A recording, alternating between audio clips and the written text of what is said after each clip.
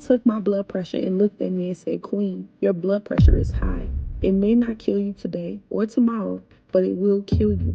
I became so afraid that I would die and leave my kids like my mom had left me, and I couldn't take it. I contacted bariatric surgery by searching it on Google. I remember filling out this questionnaire of why I wanted the surgery and who I was doing it for. The next day, I contacted my doctor and told her about me wanting to do it. She said to me, "I'm proud of you.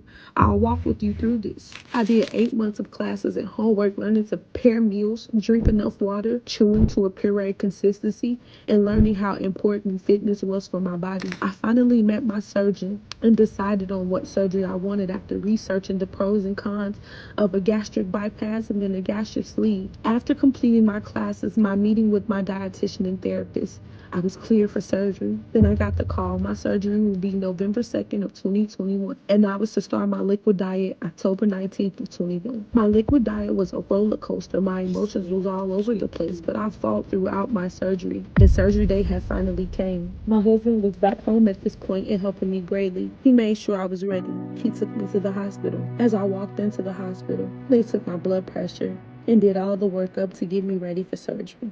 As I said goodbye to my husband, I was wheeled in to the operating room, not knowing it would change my life forever. After my surgery, I stayed 2 nights at the hospital because of my blood pressure. Even though it started to come down, I still just needed monitoring. After I got home, I walked around my house continuously to help with the gas, to help with the pain, and just to get back to myself.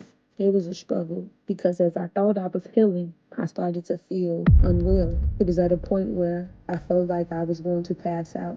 I couldn't keep food down. Kept throwing up. I was even frothing at one point. And you may ask yourself, what is frothing? It's where bubbles tend to come up through your esophagus and you spit out literally bubbles. One night after eating, I started to throw up really bad and I felt like I couldn't keep anything down and I was laying on the bathroom floor. And my husband said that we gotta get you to the emergency room. So I went. They checked me out and everything, and I found out that due to my surgery, I had pancreatitis. I had blood clots that were so big that they cut off the subcutaneous vein to my pancreas. So they started me on blood thinners. Now, this was the second time I had went to the emergency room